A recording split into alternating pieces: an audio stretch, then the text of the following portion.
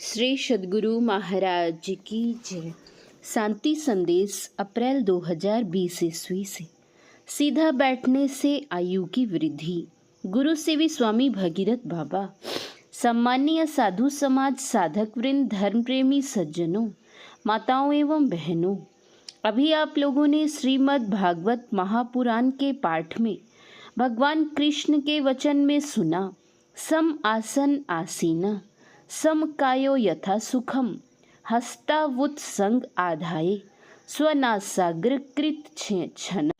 अर्थ, भगवान श्री कृष्ण जी उद्धव जी से बोले, हे उद्धव, सुखपूर्वक समासन से शरीर को सीधा रखकर बैठें, हाथों को तर ऊपर गोद में रखें और दृष्टि को नासिकाग्र में स्थिर करें। इस उपदेश में भगवान श्री कृष्ण ने ध्यानाभ्यास करने वालों को सीधा बैठने के लिए कहा। सीधा बैठने से मतलब हुआ कि पीठ की रीढ़, गर्दन और सिर एक सिध में रहे। सीधा बैठने के लिए क्यों कहा गया? सीधा बैठने के लिए इसलिए कहा गया कि सीधा बैठने से सांस कम चलती है। सांस कम चलने से जब ध्यान करने में मन लगता है, इससे उसकी आयु बढ़ती है। जिसकी सांस कम चलती है उसकी आयु बढ़ती है, जिसकी सांस अधिक चलती है उसकी आयु घटती है।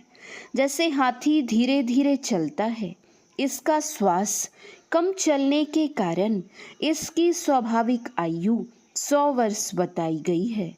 कछुआ हाथी से भी अधिक धीरे धीरे चलता है, इसका श्वास हाथी से भी कम चलने के कारण इसकी स्वाभाविक आयु 300 वर्ष बताई गई है। अजगर एक जगह बैठा रहता है, श्वास बहुत कम निकलता है, इसलिए इसकी आयु कई हजार वर्ष बताई गई है। खरगोश और कुत्ता अधिक दौड़ने चलने के कारण अधिक श्वास निकालता है, इसलिए इसकी आयु घटती है और जल्द मरता है। सीधा बैठने से साधक की आयु वृद्धि का पहला लाभ होता है। जो समाधि में चले जाते हैं उनकी बहुत लंबी आयु हो जाती है। अपने ही देश में श्यामाचरण लाहिड़ी जी महाराज हुए। ये दानापुर में रेलवे में काम करते थे। एकाएक इनकी बदली दानापुर से हिमालय की तराई रानी खेत में हो गई। वहाँ जाकर ये कार्यरत हो गए। इसी दरमियान एक दिन अपराह्न 4 बजे के बाद ऑफिस बंद कर टहलने के लिए निकले। टहलने का स्थान पहाड़ी क्षेत्र था। संध्या होने पर मन में आया लौट जाना चाहिए। जैसे ही यह बात मन में आई, वैसे ही आवाज़ सुनाई दी, लाहिड़ी जी और आगे बढ़िए। लाहिड़ी जी इधर उधर देखने लगे, कहीं कोई नज़र नहीं आया। फिर भी आवाज़ सुनाई पड़ने पर आगे बढ़े। पुनः मन में आया कि अब लौट जाना चाहिए। जैसे ही मन में यह बात आई कि वैसे ही पूर्व की भांति आवाज़ आई, लाहिड़ी जी और आगे बढ़िए। आवाज़ सुनकर और आगे बढ़े। पुनः मन में लौट जाने का विचार हुआ तो पुनः आवाज़ आई कि लाहिड़ी जी इधर देखिए। देखने पर देखते हैं कि एक महात्मा जी चट्टान पर खड़े हैं।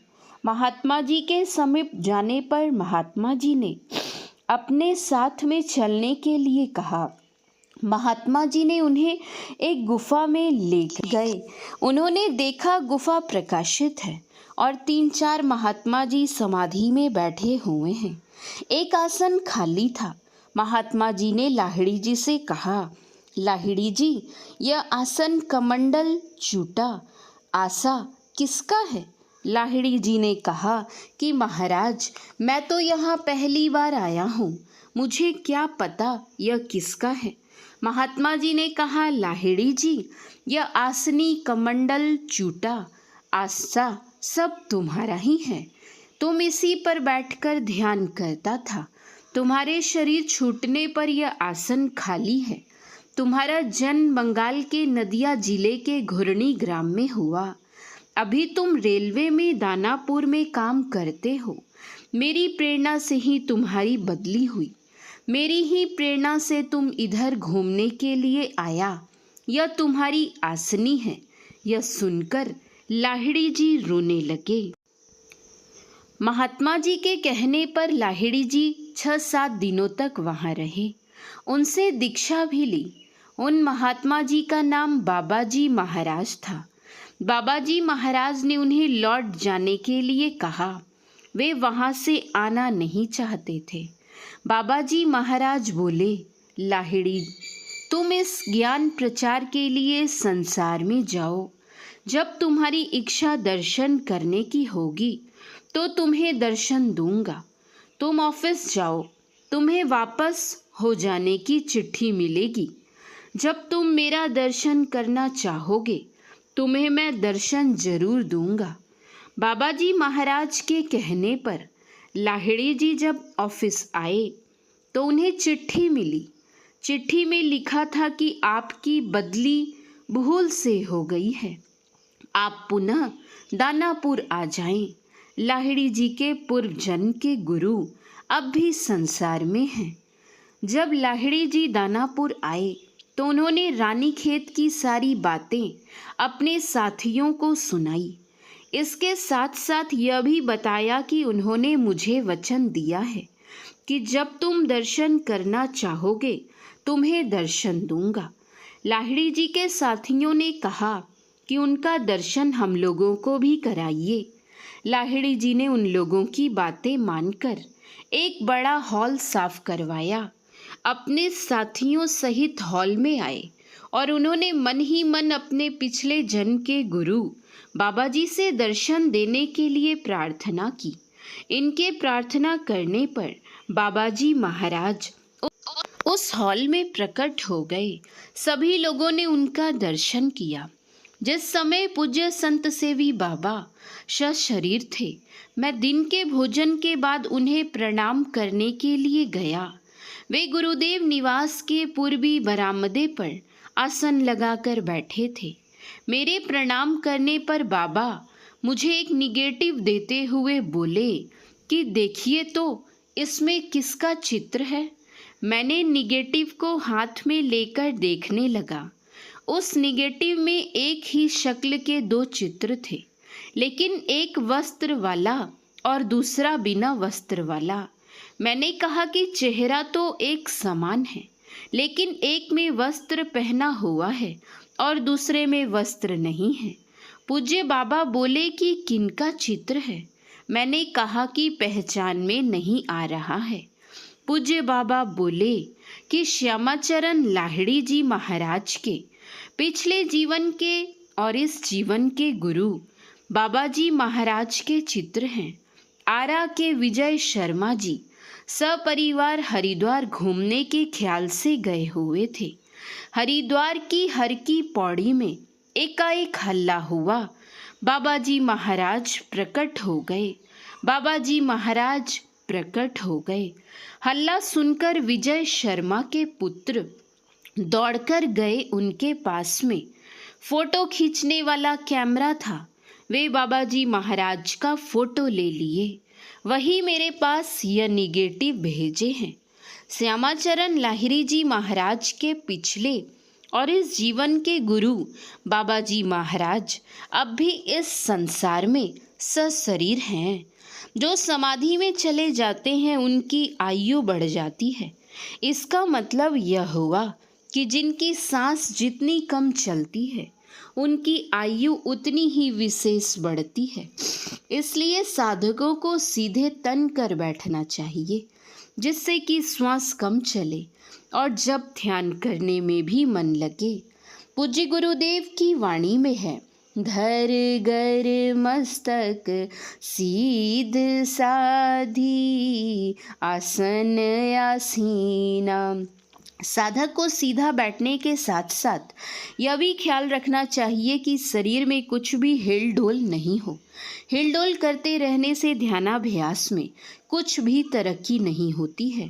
जैसे कोई व्यक्ति एक बाल्टी पानी में अपना हाथ घुसाकर पानी को हिलाते रहे और चाहे कि अपने चेहरे की परछाई साफ साफ देख ले तो नहीं होगा। इसके लिए बाल्टी से अपने हाथ को निकाल लेना पड़ेगा, तब अपने चेहरे की परछाई साफ साफ दिखाई पड़ेगी। ठीक ऐसे ही ध्यानाभ्यास करने के समय साधकों को कुछ भी हिलडोल नहीं करना चाहिए। अपने अंदर में बिंदु को देखने के लिए बिल्कुल सिमटी निगाह से अपने अंदर के अंधकार में गुरु के बतलाए गए निशाने पर देखते रहना चाहिए। जैसे हाथ से कपड़ा सीने वाली माँ बहनें या कोई व्यक्ति जब सुई की छेद में धागा घुसाने लगती हैं तो उस समय वे सुई के पेंदे में जो छेद है उसको एक टक से देखती हैं। उस समय अपनी आँख के पलकों को ऊपर नीचे नहीं करती हैं, एक टक से सुई के पेंदे की छेद को देखती रहती हैं। उस समय थोड़ी देर के लिए उनका श्वास भी रुक जाता है, तब सुई के पेंदे की छेद में धागा घुसता है। ठीक उसी तरह से अपने अंतराकाश में सिमटी निगाह से देखना पड़ता है। पूज्य गुरुदेव की वाणी में है, टकुआ ताकन दिए बताई, तिल खुली तिमिर फटी। गांव घर की माँ बहनें मूंज का डलिया बनाने के लिए अपने पास एक टकुआ रखती है जो लोहे का नोकदार जैसा बना रहता है। मूंज के पुंज में टकुए को सीधे भोंकती है, भोंकने पर उसमें छेद हो जाता है। उस छेद में दूसरे मूंज को घुसाकर उसे बांध देती है। इसी तरह छेद करती जाती है और मूंज के पूंज को बांधती जाती है। इस तरह वह डलिया तैयार कर लेती हैं। इसी तरह जो अपने अंदर में सीधा देखने का प्रयास करते रहते हैं वे कभी न कभी अपने अंदर में बिंदु को देख लेते हैं।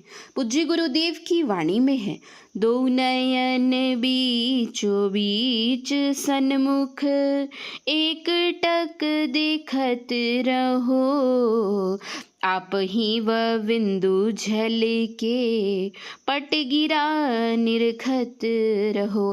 दृष्टि योग की क्रिया करने वाले साधक को अपने अंदर में बिजली जैसी चमक देखने में आती है। प्रारंभ में साधक को चमक देखने पर भ्रम हो जाता है कि हमारे सामने कोई व्यक्ति तेज टॉर्च जला दिया।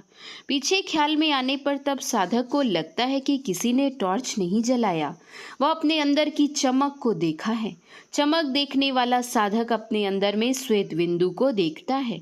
इसका परिणाम यह होता है कि उस साधक का पिंड का भाग छूट जाता है, ब्रह्मांड में चढ़ाई हो जाती है और अपने अंदर में ब्रह्म प्रकाश और ब्रह्मनाद को देखने सुनने लगता है।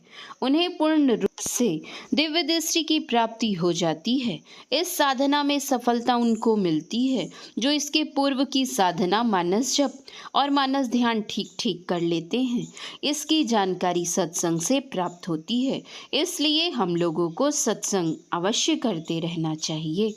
श्री सद्गुरु महाराज जी की जय। यह प्रवचन कटिहार जिला अंतर्गत श्री संत मत सत्संग मंदिर मनिहारी में ध्यानाभ्यास के अवसर पर दिनांक 27/6/2013 ईस्वी को हुआ था। श्री सद्गुरु महाराज जी की जय। संत सद्गुरु महर्षि में ही परमहंसी महाराज के उपदेश। सद्गुरु बाबा देवी साहब सबकी भलाई के वास्ते अपनी शुभकामना रखते थे। वे कहते थे मनुष्य को इच्छाएं कम रखनी चाहिए, स्वावलंबी सेल्फ सपोर्टर बनना चाहिए, जो अपने शारीरिक खर्च का भार दूसरों पर रखकर अपने निर्वाह में यत्नशील है। वह दूसरों का बोझ या कर्ज अपने ऊपर लेता है, उसको अपने कर्मों कर भार तो विशेष रूप से रहता ही है। वह उस भार को और बढ़ा देता है जब वह दूसरों पर अपना उपर्युक्त भार रखता है। दूसरों से अपनी सेवा कराने का ख्याल स्वावलंबी होने के विचार की अवहेलना कर उसे दूषित करता है। अतएव सत्संगी महाशयों को चाहिए कि वे पूज्य बाबा के उपर्युक्त उपदेश को मानते हुए सांसारिक जीवन बितावें। एक ईश्वर पर भरोसा करो, ईश्वर की प्राप्ति अपने अंदर होगी, इसका दृढ़ निश्चय रखो। सत्संग करो, ध्यान करो और गुरु सेवा करो। निराशा देवी की गोद में मत जाओ, नाउम्मीदी की गोद में मत बैठो। जो नाउम्मीदी की गोद में बैठते हैं उनसे होने वाला काम भी नहीं होता है। हमारा किसी ने अपकार किया है, हम उसका अपकार नहीं करें। जिसने अपकर्म किया, पाप किया, वह दया का पात्र होगा। उस पर दया करो, उसका अपकार मत करो। अपने जीवन की कमाई से कुछ ना कुछ गरीबों को दान अवश्य दें। इससे पापों का नाश होगा और फिर आपसे कोई दुष्टता नहीं करेगा।